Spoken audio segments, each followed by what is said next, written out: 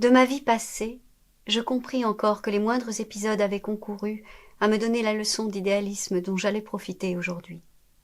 Mes rencontres avec M. de Charlus, par exemple, ne m'avaient-elles pas permis, même avant que sa germanophilie me donnât la même leçon, et mieux encore que mon amour pour Madame de Guermantes ou pour Albertine, que l'amour de Saint-Loup pour Rachel, de me convaincre combien la matière est indifférente, et que tout peut y être mis par la pensée, vérité que le phénomène si mal compris, si inutilement blâmé, de l'inversion sexuelle grandit plus encore que celui déjà si instructif de l'amour.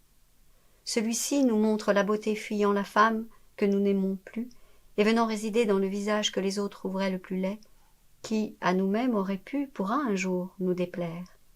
Mais il est encore plus frappant de la voir, obtenant tous les hommages d'un grand seigneur qui délaisse aussitôt une belle princesse, émigrée sous la casquette d'un contrôleur d'omnibus. Mon étonnement, à chaque fois que j'avais revu aux Champs-Élysées, dans la rue, sur la plage, le visage de Gilberte, de Madame de Guermantes, d'Albertine, ne prouvait-il pas combien un souvenir ne se prolonge que dans une direction divergente de l'impression avec laquelle il a coïncidé d'abord et de laquelle il s'éloigne de plus en plus? L'écrivain ne doit pas s'offenser que l'inverti donne à ses héroïnes un visage masculin. Cette particularité, un peu aberrante, permet seule à l'inverti de donner ensuite à ce qui lit toute sa généralité. Si M. de Charlus n'avait pas donné à l'infidèle sur qui Musset pleure dans la nuit d'octobre ou dans le souvenir le visage de Morel, il n'aurait ni pleuré ni compris, puisque c'était par cette seule voie, étroite et détournée, qu'il avait accès aux vérités de l'amour. L'écrivain ne dit que par une habitude prise dans le langage insincère des préfaces et des dédicaces, « mon lecteur ». En réalité, chaque lecteur est, quand il lit, le propre lecteur de soi-même. L'ouvrage de l'écrivain n'est qu'une espèce d'instrument optique qu'il offre au lecteur afin de lui permettre de discerner ce que, sans ce livre, il n'eût peut-être pas vu en soi-même. La reconnaissance en soi-même, par le lecteur, de ce que dit le livre, est la preuve de la vérité de celui-ci et vice-versa, au moins dans une certaine mesure, la différence entre les deux textes pouvant être souvent imputée non à l'auteur, mais au lecteur. De plus, le livre peut être trop souvent trop obscur pour le lecteur naïf et ne lui présenter ainsi qu'un vers trouble avec lequel il ne pourra pas lire. Mais d'autres particularités, comme l'inversion, peuvent faire que le lecteur ait besoin de lire d'une certaine façon pour bien lire. L'auteur n'a pas à s'en offenser, mais au contraire à laisser la plus grande liberté au lecteur en lui disant « Regardez vous-même si vous voyez mieux avec ce vers-ci, avec celui-là, avec cet autre. » Si je m'étais toujours tant intéressée aux rêves que l'on a pendant le sommeil, n'est-ce pas parce que, compensant la durée par la puissance, il nous aide à mieux comprendre ce qu'a de subjectif, par exemple l'amour? Et cela par le simple fait que, mais avec une vitesse prodigieuse, il réalise ce qu'on appellerait vulgairement nous mettre une femme dans la peau, jusqu'à nous faire passionnément aimer pendant quelques minutes une laide, ce qui, dans la vie réelle, eût demandé des années d'habitude, de collage, et, comme si elles étaient inventées par quelque docteur miraculeux, des piqûres intraveineuses d'amour, aussi bien qu'elles peuvent l'être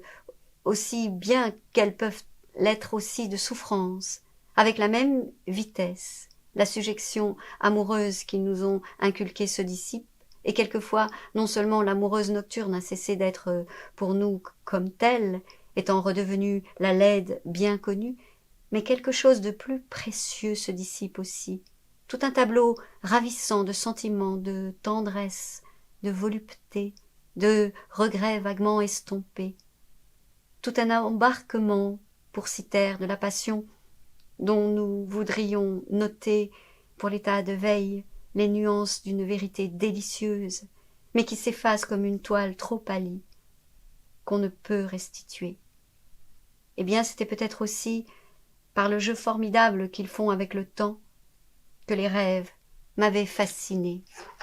N'avais-je pas vu souvent, en une nuit, en une minute d'une nuit, des temps bien lointains, relégués à ces distances énormes, où nous ne pouvons presque plus rien distinguer des sentiments que nous y éprouvions, fondre à toute vitesse sur nous, nous aveuglant de leur clarté, comme s'ils avaient été des avions géants, au lieu des pâles étoiles que nous croyions, nous faire avoir tout ce qu'ils avaient contenu pour nous, nous donner l'émotion, le choc, la clarté de leur voisinage immédiat qui ont repris une fois qu'on est réveillé, la distance qu'ils avaient miraculeusement franchie jusqu'à nous faire croire, à tort d'ailleurs, qu'ils étaient un des modes pour retrouver le temps perdu.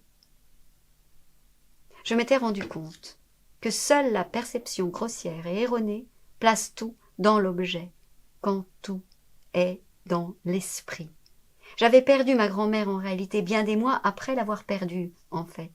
J'avais vu les personnes varier d'aspect selon l'idée que moi ou d'autres s'en faisaient, une seule, être plusieurs selon les personnes qui la voyaient, tels les divers Swann du début de cet ouvrage, suivant ceux qui le rencontraient, la princesse de Luxembourg, suivant qu'elle était vue par le premier président ou par moi, même pour une seule au cours des années, les variations du nom de Guermantes et les divers Swann pour moi. J'avais vu l'amour placer dans une personne ce qui n'est que dans la personne qui aime. Je m'en étais d'autant mieux rendu compte que j'avais fait varier et s'étendre à l'extrême la distance entre la réalité objective et l'amour. Rachel pour Saint-Loup et pour moi, Albertine pour moi et Saint-Loup, Morel ou le conducteur d'omnibus pour Charlus ou d'autres personnes. Enfin, dans une certaine mesure, la germanophilie de monsieur de Charlus, comme le regard de Saint-Loup sur la photographie d'Albertine, m'avait aidé à me dégager pour un instant, sinon de ma germanophobie, du moins de ma croyance en la pure objectivité de celle-ci, et à me faire penser que peut-être en était-il de la haine comme de l'amour, et que dans le jugement terrible que porte en ce moment même la France à l'égard de l'Allemagne, qu'elle juge hors de l'humanité, y avait-il surtout une objectivité de sentiment, comme ceux qui faisaient paraître Rachel et Albertine si précieuses, l'une à Saint-Loup, l'autre à moi. Ce qui rendait possible, en effet, que cette perversité ne fût pas entièrement intrinsèque à l'Allemagne, est que, de même qu'individuellement j'avais eu des amours successives, après la fin desquelles l'objet de cet amour m'apparaissait sans valeur, j'avais déjà vu, dans mon pays, des haines successives, qui avaient fait apparaître, par exemple, comme des traîtres, 1000 fois pires que les Allemands auxquels ils livraient la France, des réfusards comme Reinhardt, avec lesquels collaboraient aujourd'hui les patriotes contre un pays dont chaque membre était forcément un menteur, une bête féroce, un imbécile, exception faite des Allemands, qui avaient embrassé la cause française, comme le roi de Roumanie ou l'impératrice de Russie. Il est vrai que les anti-Dreyfusards m'eussent répondu « Ah, ce n'est pas la même chose ». Mais en effet, ce n'est jamais la même chose. Pas plus que ce n'est la même personne. Sans cela, devant le même phénomène, celui qui en est la dupe ne pourrait accuser que son état subjectif et ne pourrait croire que les qualités ou les défauts sont dans l'objet. L'intelligence n'a point de peine alors à baser sur cette différence une théorie. Enseignement contre nature des congréganistes. Selon les radicaux, impossibilité de la race juive à se nationaliser, haine perpétuelle de la race allemande contre la race latine, la race jaune étant momentanément réhabilitée. Ce côté subjectif se marquait d'ailleurs dans les conversations des neutres, où les germanophiles, par exemple, avaient la faculté de cesser un instant de comprendre et même d'écouter quand on leur parlait des atrocités allemandes en Belgique. Et pourtant, elles étaient réelles. Ce que je remarquais de subjectif dans la haine comme dans la vue elle-même n'empêchait pas que l'objet pût posséder des qualités ou des défauts réels et ne faisait nullement s'évanouir la réalité en un pur relativisme. Et si, Après tant d'années écoulées, de temps perdu, je sentais cette influence capitale du lac interne jusque dans les relations internationales, tout au commencement de ma vie. Ne m'en étais-je pas douté quand je lisais dans le jardin de Combray un de ces romans de Bergotte que, même aujourd'hui, si j'en ai feuilleté quelques pages oubliées, où je vois les ruses d'un méchant, je ne repose le livre qu'après m'être assuré, en passant 100 pages, que vers la fin, ce même méchant est dûment humilié et vit assez pour apprendre que ses ténébreux projets ont échoué. Car je ne me rappelais plus bien ce qui était arrivé à ces personnages, ce qui ne les différenciait d'ailleurs pas des personnes qui se trouvaient cet après-midi chez madame de Guermantes, et dont, pour plusieurs au moins, la vie passée était aussi vague pour moi que si je l'eusse lue dans un roman à demi oublié. Le prince d'Agrégente avait-il fini par épouser madame X? Ou plutôt, n'était-ce pas le frère de mademoiselle X qui avait dû épouser la sœur du prince d'Agrégente? Ou bien faisais-je une confusion avec une ancienne lecture ou un rêve récent? Le rêve était encore un de ces traits de ma vie qui m'avaient toujours le plus frappé et qui avait dû le plus servir à me convaincre du caractère purement mental de la réalité et dont je ne dédaignerais pas l'aide dans la composition de mon œuvre. Quand je vivais d'une façon un peu moins désintéressée pour un amour, un rêve venait rapprocher singulièrement de moi, lui faisant parcourir de grandes distances de temps perdu. Ma grand-mère, Albertine, que j'avais recommencé à aimer parce qu'elle m'avait fourni dans mon sommeil une version d'ailleurs atténuée de l'histoire de la blanchisseuse. Je pensais qu'il viendrait quelquefois rapprocher ainsi de moi des vérités, des impressions, que mon effort seul, ou même les rencontres de la nature, ne me présentaient pas, qu'il réveillerait en moi du désir, du regret de certaines choses inexistantes, ce qui est la condition pour travailler, pour s'abstraire de l'habitude, pour se détacher du concret. Je ne dédaignerai pas cette seconde muse, cette muse nocturne qui suppléerait parfois à l'autre. J'avais vu les nobles devenir vulgaires, quand leur esprit, comme celui du duc de Guermantes par exemple, était vulgaire. « Vous n'êtes pas gêné ?» disait-il, comme on put dire Cottard. J'avais vu dans la médecine, dans l'affaire Dreyfus pendant la guerre, croire que la vérité, c'est un certain fait, que les ministres, le médecin possèdent, un oui ou un non, qui n'a pas besoin d'interprétation, qui font qu'un cliché radiographique indiquerait sans interprétation ce qu'a le malade, que les gens au pouvoir savaient si Dreyfus était coupable, savaient, sans avoir besoin d'envoyer pour cela Roch enquêter sur place, si Saraï avait ou non les moyens de marcher en même temps que les Russes. Il n'est pas une heure de ma vie qui n'eût ainsi servi à m'apprendre, comme je l'ai dit, que seule la perception grossière et erronée place tout dans l'objet, quand tout, au contraire, est dans l'esprit. En somme, si j'y réfléchissais, la matière de mon expérience me venait de Swann, non pas seulement par tout ce qui le concernait lui-même et Gilberte, mais c'était lui qui m'avait, dès Combray, donné le désir d'aller à Balbec, où, sans cela, mes parents n'eussent jamais eu l'idée de m'envoyer, et sans quoi je n'aurais pas connu Albertine. Certes, c'est à son visage, tel que je l'avais aperçu pour la première fois, devant la mer, que je rattachais certaines choses que j'écrirais sans doute. En un sens, j'avais raison de les lui rattacher, car si je n'étais pas allée sur la digue ce jour-là, si je ne l'avais pas connu, toutes ces idées ne se seraient pas développées, à moins qu'elles ne l'eussent été par une autre. J'avais tort aussi, car ce plaisir générateur que nous aimons à trouver rétrospectivement dans un beau visage de femme vient de nos sens. Il était bien certain, en effet, que ces pages que j'écrirais, Albertine, surtout l'Albertine d'alors, ne les eût pas comprises. Mais c'est justement pour cela, et c'est une indication à ne pas vivre dans une atmosphère trop intellectuelle, parce qu'elle était si différente de moi, qu'elle m'avait fécondée par le chagrin, et même d'abord par le simple effort pour imaginer ce qui diffère de soi. Ces pages, Si elles avaient été capables de les comprendre, par cela même, elle ne les eût pas inspirées. Mais sans Swann, je n'aurais pas connu même les Guermantes, puisque ma grand-mère n'eût pas retrouvé madame de Villeparisis. Moi, fait la connaissance de Saint-Loup et de monsieur de Charlus, ce qui m'avait fait connaître la duchesse de Guermantes, et par elle sa cousine, de sorte que ma présence même, en ce moment, chez le prince de Guermantes, où venait de me venir brusquement l'idée de mon œuvre, ce qui faisait que je devrais à Swann non seulement la matière, mais la décision, me venait aussi de Swann. Pédoncule un peu mince peut-être, pour supporter ainsi l'étendue de toute ma vie, ce côté de Guermantes s'était trouvé en ce sens ainsi procédé du côté de chez Swann.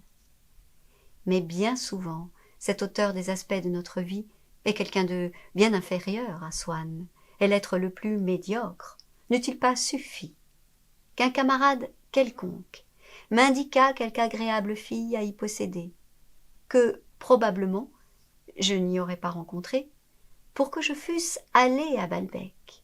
Souvent ainsi, on rencontre plus tard un camarade déplaisant, on lui serre à peine la main, et pourtant, si jamais on y réfléchit, c'est d'une parole en l'air qu'il nous a dite, d'un « vous devriez venir à Balbec », que toute notre vie et notre œuvre sont sorties. Nous ne lui en avons aucune reconnaissance, sans que cela soit faire preuve d'ingratitude, car en disant ces mots, il n'a nullement pensé aux énormes conséquences qu'ils auraient pour nous. C'est notre sensibilité et notre intelligence qui ont exploité les circonstances, lesquelles, la première impulsion donnée, se sont engendrées les unes les autres, sans qu'il eût pu prévoir la cohabitation avec Albertine plus que la soirée masquée chez les Guermantes. Sans doute son impulsion fut nécessaire, et par là la forme extérieure de notre vie, la matière même de notre œuvre dépendent de lui. Sans Swann, mes parents n'eussent jamais eu l'idée de m'envoyer à Balbec. Il n'était pas d'ailleurs responsable des souffrances que lui-même avait indirectement causées. Elle tenait à ma faiblesse. La sienne l'avait bien fait souffrir lui-même par Odette. Mais, en déterminant ainsi la vie que nous avons menée, il a par là même exclu toutes les vies que nous aurions pu mener à la place de celle-là. Si Swann ne m'avait pas parlé de Balbec, je n'aurais pas connu Albertine, la salle à manger de l'hôtel, les Guermantes. Mais je serais allée ailleurs, j'aurais connu des gens différents. Ma mémoire, comme mes livres, serait remplie de tableaux tout autres, que je ne peux même pas imaginer, et dont la nouveauté, inconnue de moi, me séduit et me fait regretter de n'être pas allée plus tôt vers elle, et qu'Albertine et la plage de Balbec et de Rivebelle et les Guermantes ne me fussent pas toujours restées inconnues. La jalousie est un bon recruteur qui, quand il y a un creux dans notre tableau, va nous chercher dans la rue la belle fille qu'il fallait. Elle n'était plus belle, elle l'était redevenue, car nous sommes jaloux d'elle. Elle remplira le vide. Une fois que nous serons morts, nous n'aurons pas de joie que ce tableau ait été ainsi complété. Mais cette pensée n'est nullement décourageante, car nous sentons que la vie est un peu plus compliquée qu'on ne dit, et même les circonstances. Et il y a une nécessité pressante à montrer cette complexité. La jalousie, si utile, ne naît pas forcément d'un regard ou d'un récit ou d'une rétroflexion. On peut la trouver prête à nous piquer entre les feuilles d'un annuaire, ce qu'on appelle tout Paris, pour Paris, et pour la campagne, annuaire des châteaux. Nous avions distraitement entendu dire, par telle belle fille, qui nous était devenue indifférente, qu'il lui faudrait aller voir quelque jour sa sœur dans le Pas-de-Calais.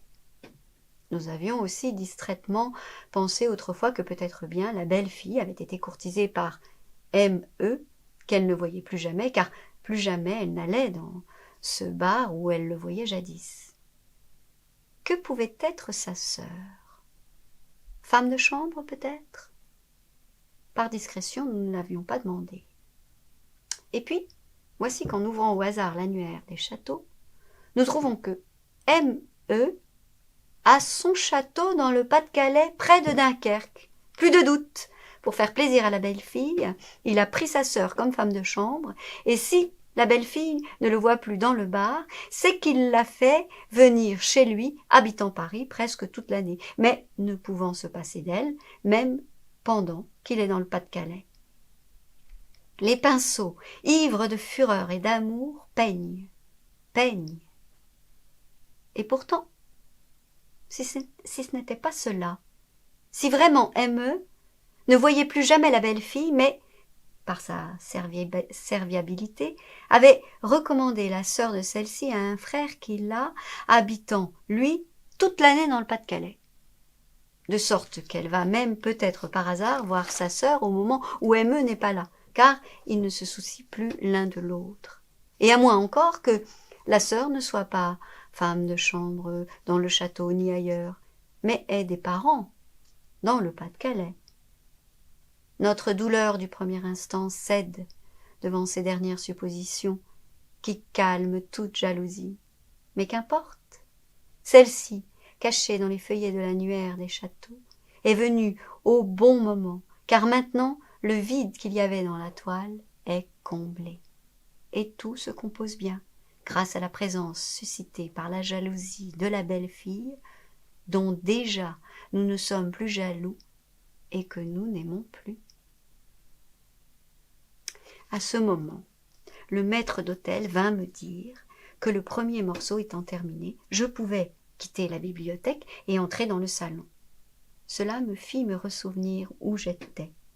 Mais je ne fus nullement troublée dans le raisonnement que je venais de commencer par le fait qu'une réunion mondaine, le retour dans la société, m'eussent fourni ce point de départ vers une vie nouvelle que je n'avais pas su trouver dans la solitude.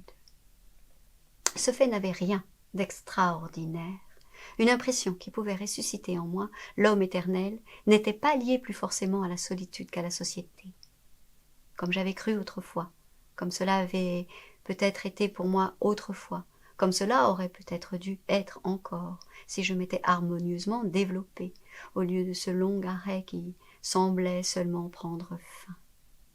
Car, n'éprouvant cette impression de beauté, que quant à une sensation actuelle, si insignifiante fût-elle, venait se superposer une sensation semblable, qui renaissant spontanément en moi, venait étendre la première sur plusieurs époques à la fois, et remplissait mon âme, où habituellement les sensations particulières laissaient tant de vide, par une essence générale. Il n'y avait pas de raison pour que je ne reçusse des sensations de ce genre dans le monde aussi bien que dans la nature, puisqu'elles sont fournies par le hasard, aidées sans doute par l'excitation particulière qui fait que les jours où on se trouve en dehors du train courant de la vie, les choses même les plus simples recommencent à nous donner des sensations dont l'habitude fait faire l'économie à notre système nerveux. Que ce fut justement et uniquement ce genre de sensation qui dut conduire à l'œuvre d'art.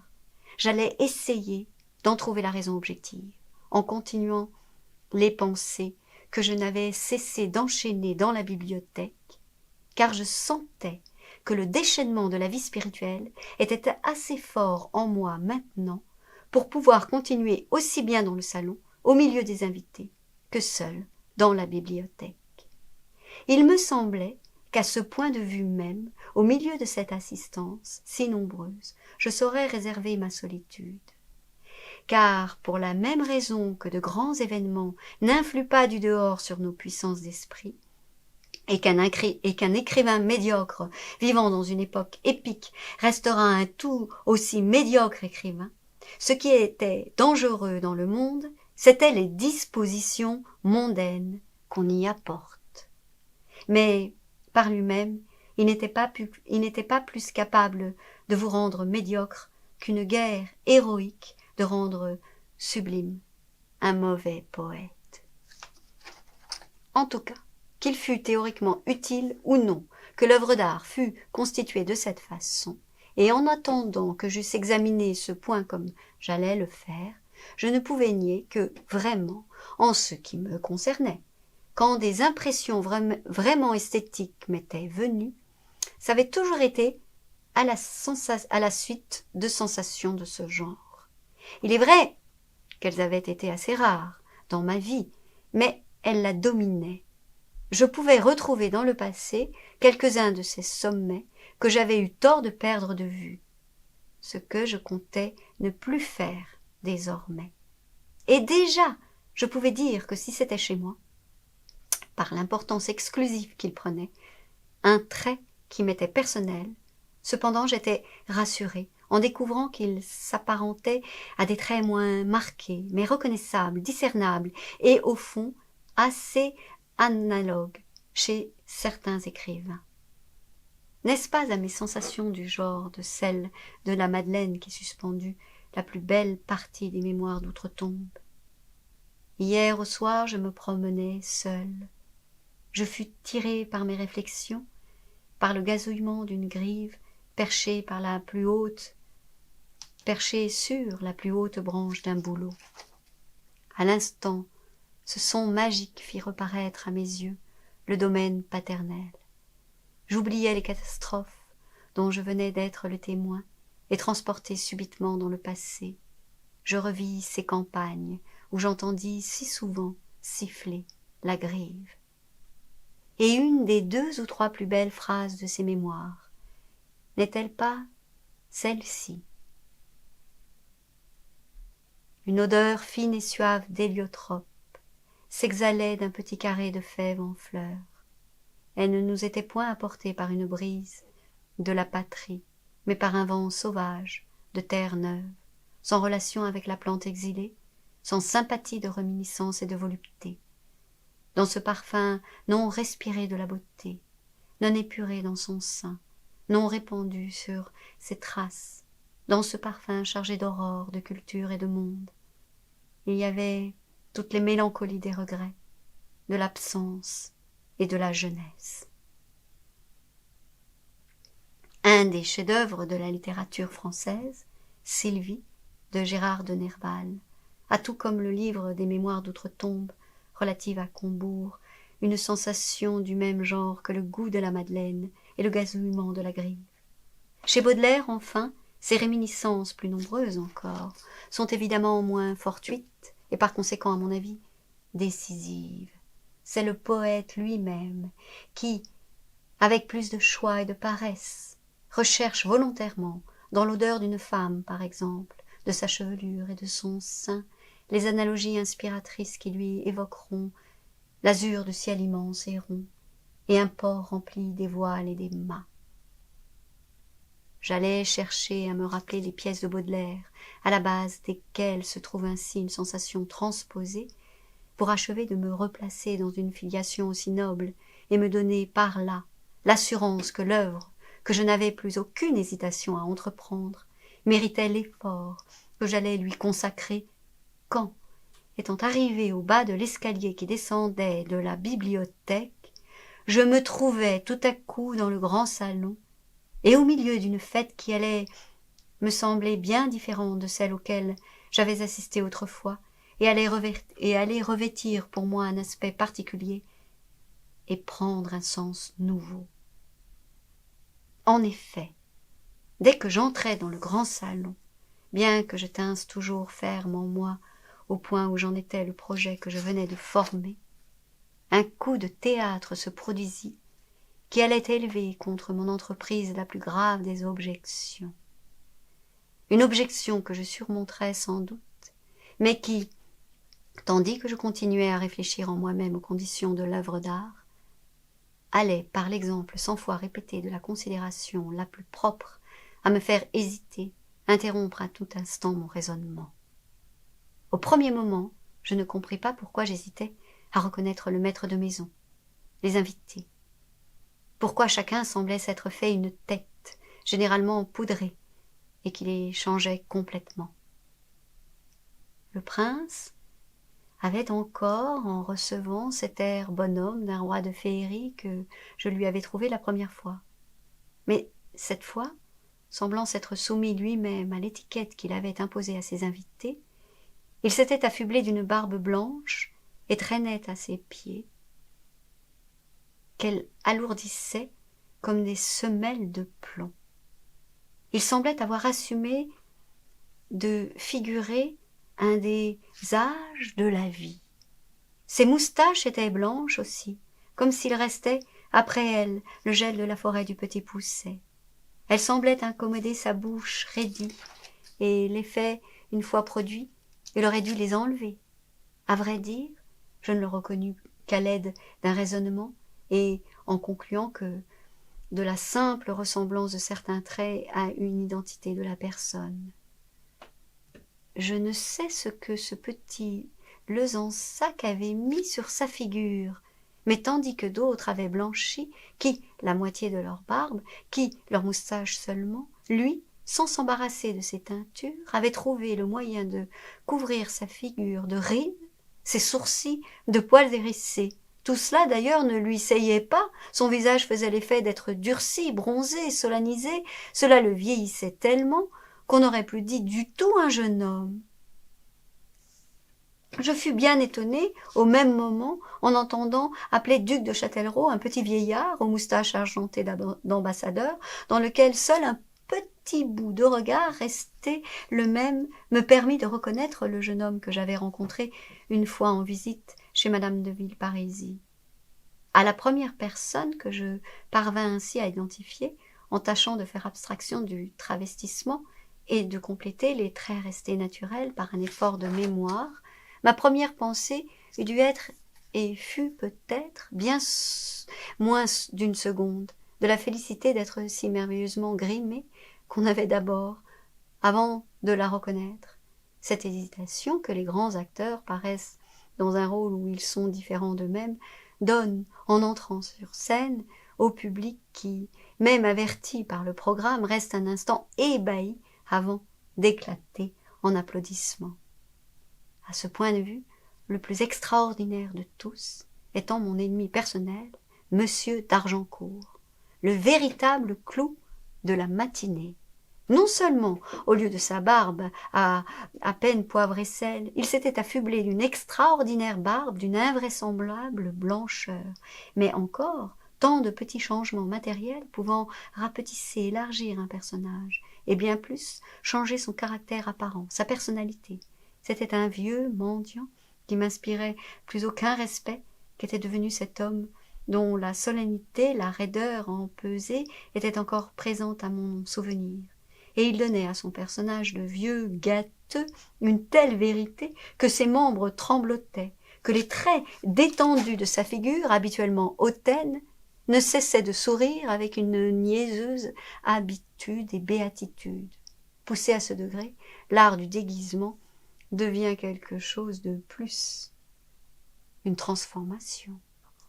En effet, quelque rien avait beau me certifier que c'était bien M. d'Argencourt qui donnait ce spectacle inénarrable et pittoresque, combien d'états successifs d'un visage ne me fallait-il pas traverser si je voulais retrouver celui d'Argencourt que j'avais connu et qui était tellement différent de lui-même, tout en n'ayant à sa disposition que mon propre corps. C'était évidemment la dernière extrémité où il avait pu le conduire sans en crever. Le plus fier visage, le torse le plus cambré, n'était plus qu'une loque en bouillie, ajoutée de celle-ci, de ci, de là. À peine, en se rappelant certains sourires de M. d'Argencourt qui jadis tempéraient parfois un instant sa hauteur, pouvait-on comprendre que la possibilité de ce sourire de vieux marchand d'habits ramollis existât dans le gentleman correct d'autrefois. Mais à supposer que ce fût la même intention de sourire qu'eut d'Argencourt à cause de la prodigieuse transformation du visage, la matière même de l'œil par laquelle il s'exprimait était tellement différente que l'expression devenait tout autre et même d'un autre. J'eus un fou rire devant ce sublime gaga, aussi émolié dans sa bénévole caricature de lui-même que l'était dans la manière tragique M. de Charlus foudroyé et poli, M. d'Argencourt, dans son incarnation de moribond bouffe, d'un régnard exagéré par la biche, était d'un accès aussi facile, aussi affable, que M. de Charlus, roi lyre, qui se découvrait avec application devant le plus médiocre salueur. Pourtant, je n'eus pas l'idée de lui dire mon admiration pour la vision extraordinaire qu'il offrait. ce ne fut pas mon antipathie ancienne qui m'en empêcha, car précisément il était arrivé à être tellement différent de lui-même que j'avais l'illusion d'être devant une autre personne aussi bienveillante, aussi désarmée, aussi inoffensive que l'Argencourt habituel était rogue, hostile et dangereux. Tellement une autre personne, qu'à voir ce personnage si ineffablement grimaçant, comique et blanc, ce bonhomme de neige simulant un général d'Ourakine en enfance, il me semblait que l'être humain pouvait subir des métamorphoses aussi complètes que celles de certains insectes. J'avais l'impression de regarder derrière le vitrage instructif d'un muséum d'histoire naturelle, ce que peut être devenu le plus rapide, le plus sûr en ses traits d'un insecte, et je ne pouvais pas ressentir les sentiments que m'avait toujours inspirés M. d'Argencourt devant cette molle chrysalide, plutôt vibrative que remuante. Mais je me tus. Je ne félicitais pas M. d'Argencourt d'offrir un spectacle qui semblait reculer les limites entre lesquelles peuvent se mouvoir les transformations du corps humain. Certes, dans les coulisses d'un théâtre ou pendant un bal costumé, on est plutôt porté par politesse à exagérer la peine, presque à affirmer l'impossibilité qu'on a à reconnaître la personne travestie. Ici, au contraire, un instinct m'avait averti de les dissimuler le plus possible, qu'elle n'avait plus rien de flatteur parce que la transformation n'était pas voulue.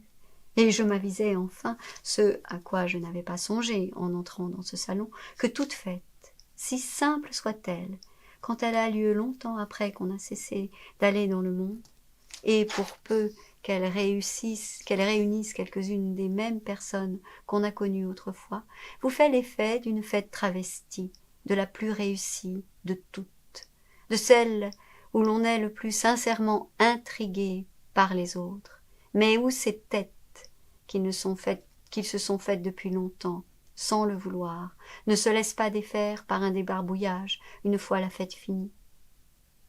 Intrigués par les autres?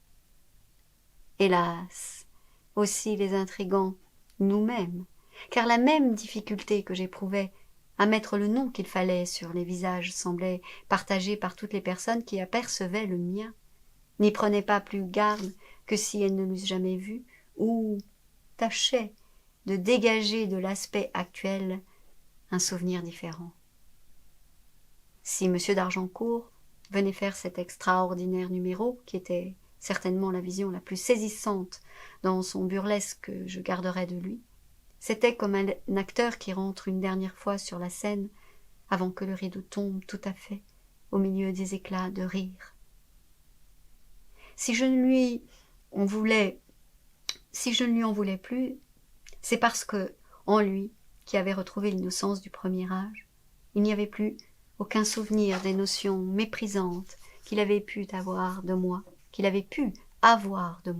aucun souvenir d'avoir vu M. de Charlus me lâcher brusquement le bras, soit qu'il n'y eût plus rien en lui de ses sentiments, soit qu'ils fussent obligés, pour arriver jusqu'à nous, de passer par des réfracteurs physiques si déformants qu'ils changeaient en route absolument de sens, et que M. d'Argencourt sembla bon, faute de moyens physiques, d'exprimer encore qu'il était mauvais et de refouler sa perpétuelle hilarité invitante et pas invivante. C'était trop de parler d'un acteur, et débarrassé qu'il était de toute âme consciente, c'est comme une poupée trépidante, à la barbe postiche de laine blanche, que je le voyais agiter, promener dans ce salon, comme dans un guignol à la fois scientifique et philosophique, où il servait, comme dans une oraison funèbre, ou un cours en Sorbonne, à la fois de rappel à la vanité de tout et d'exemple d'histoire naturelle. Un guignol de poupée, que pour identifier à ceux qu'on avait connus, il fallait lire sur plusieurs plans à la fois, situés derrière elle, et qui leur donnait de la profondeur, et forçait à faire un travail d'esprit quand on avait devant soi ces vieillards fantoches, car on était obligé de les regarder en même temps qu'avec les yeux, avec la mémoire. Un guignol de poupée, baignant dans les couleurs immatérielles des années, de poupée extériorisant le temps qui d'habitude n'était pas visible, qui pour le devenir cherche des corps, et partout où elle les rencontre, s'en empare pour montrer sur eux sa lanterne magique. aussi matériel que jadis, Golo sur le bouton de porte de ma chambre de Combray. Ainsi, le nouveau et si méconnaissable d'Argencourt était là, comme la révélation du temps, qu'il rendait partiellement visible. Dans les éléments nouveaux qui composaient la figure de M. d'Argencourt et son personnage, on lisait un certain chiffre d'années, on reconnaissait la figure symbolique de la vie, non telle qu'elle nous apparaît, c'est-à-dire permanente, mais réelle, atmosphère si changeante que le fier seigneur s'y peint en caricature, le soir, comme un marchand d'habits. En d'autres êtres, d'ailleurs, ces changements, ces véritables aliénations semblaient sortir du domaine de l'histoire naturelle, et on s'étonnait, en entendant un nom, qu'un même être pût présenter, non comme M. d'Argencourt, les caractéristiques d'une nouvelle espèce différente, mais les traits extérieurs d'un autre caractère. C'était bien, comme pour M. d'Argencourt, des possibilités insoupçonnées que le temps avait tirées de telles jeunes filles, mais ces possibilités, bien qu'étant toutes physionomiques ou corporelles, semblaient avoir quelque chose de moral. Les traits du visage, s'ils changent, s'ils s'assemblent autrement, s'ils se contractent de façon habituelle d'une manière plus lente, prennent avec un aspect autre une signification différente, de sorte qu'il y avait telle femme qu'on avait connue bornée et sèche, chez laquelle un élargissement des joues devenait méconnaissable. Un buscage imprévisible du nez causait la même surprise, la même bonne surprise souvent, que tel mot sensible et profond, telle action courageuse et noble qu'on n'aurait jamais attendu d'elle. Autour de ce nez nouveau, on voyait s'ouvrir des horizons qu'on n'eût pas osé espérer. La bonté, la tendresse, jadis impossible, devenait possible avec ces joues-là. On pouvait faire entendre devant ce menton ce qu'on n'aurait jamais eu l'idée de dire devant le précédent. Tous ces traits nouveaux du visage impliquaient d'autres traits de caractère. La sèche et maigre jeune fille était devenue une vaste et indulgente douairière. Ce n'est plus dans un sens zoologique comme M. d'Argencourt, c'est dans un sens social et moral qu'on pouvait dire que c'était une autre personne.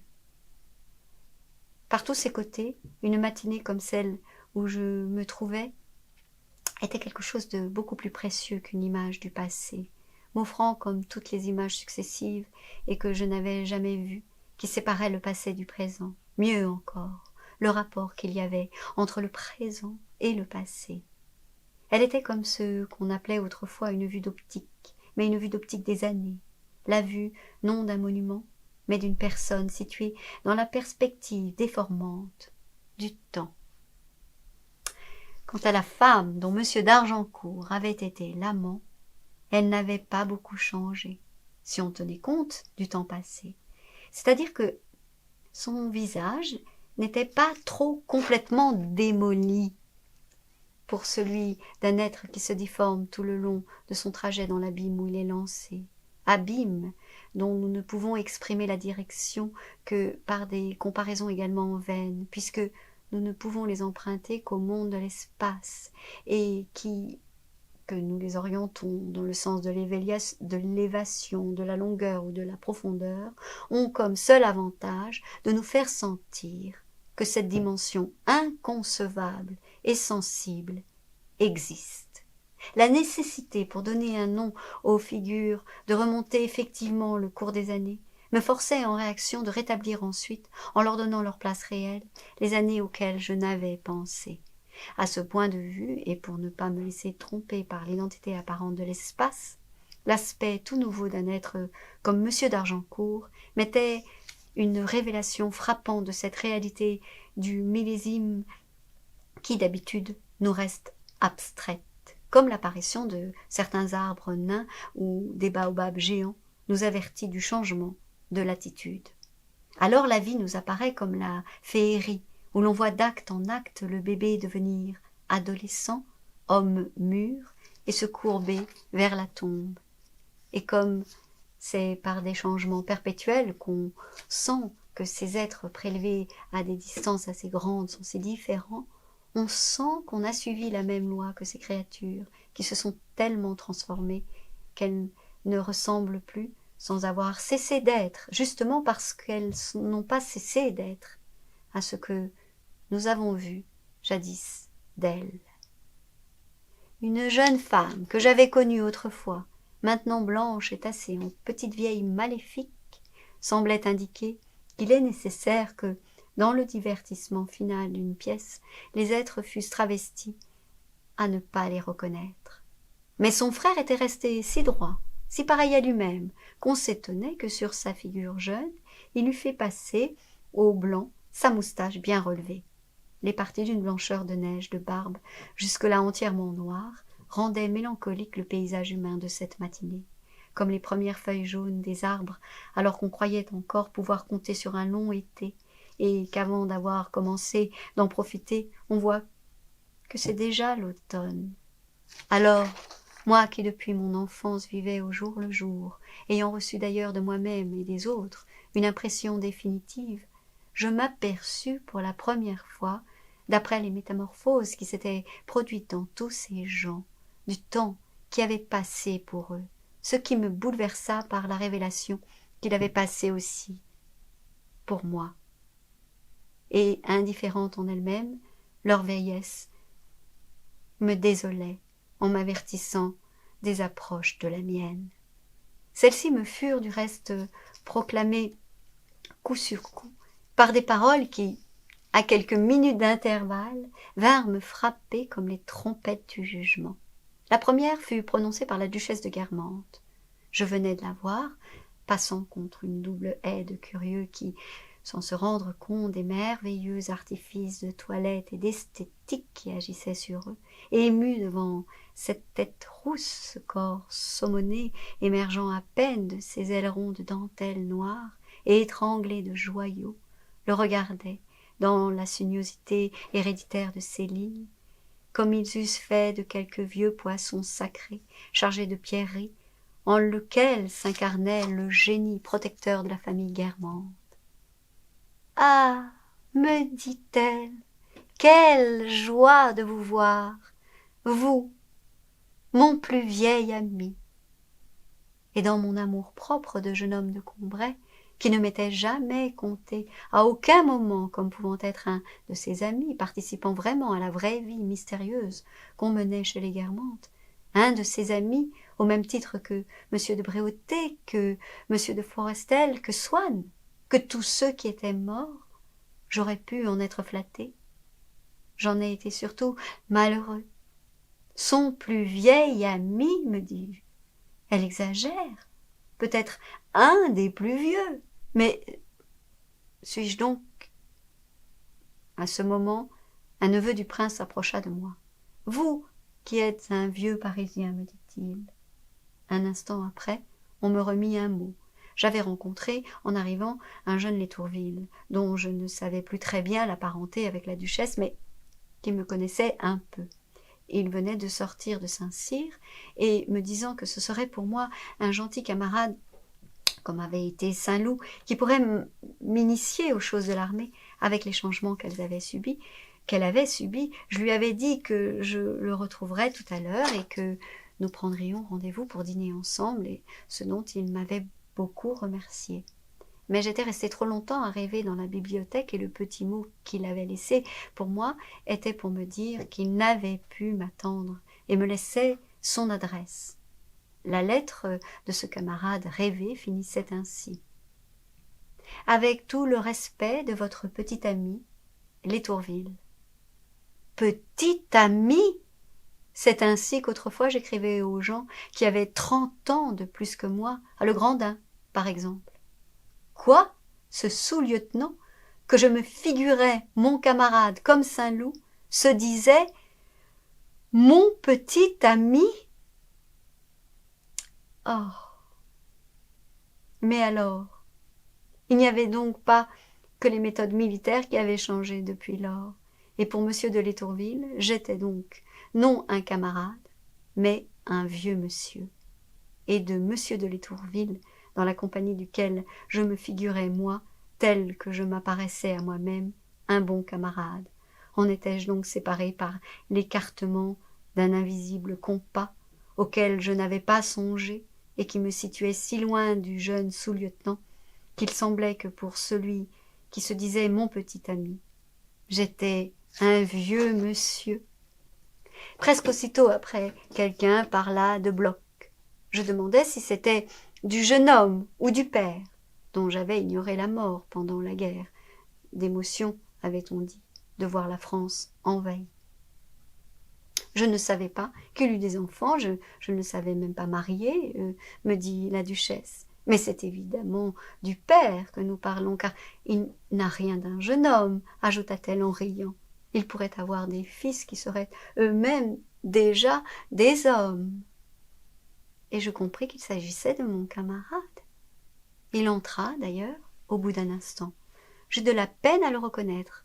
D'ailleurs, il avait pris maintenant non seulement un pseudonyme, mais le nom de Jacques Durosier, sous lequel il eût fallu le flair de mon grand-père pour reconnaître la douce vallée de l'Hébron et les chaînes d'Israël que mon ami semblait avoir définitivement rompues.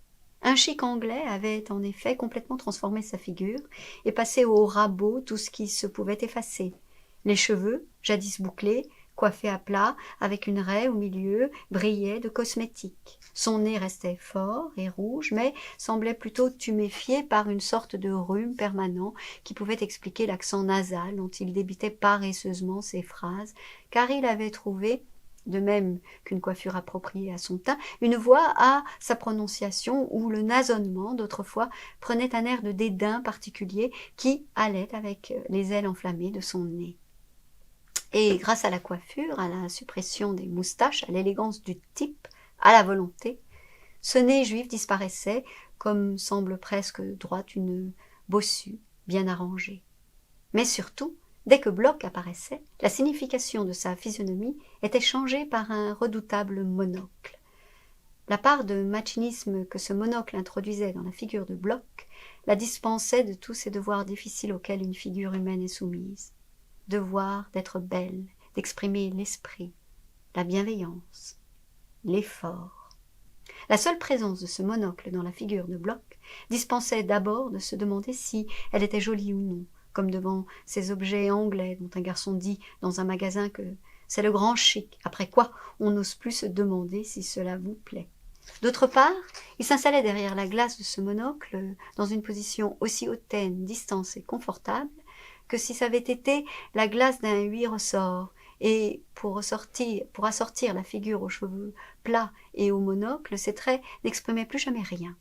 Sur cette figure de Bloch, je vis se superposer cette mine débile et opinante, ces frêles hochements de tête qui trouvent si vite leur cran d'arrêt, et où j'aurais reconnu la docte fatigue des vieillards aimables, si d'autre part, je n'avais vu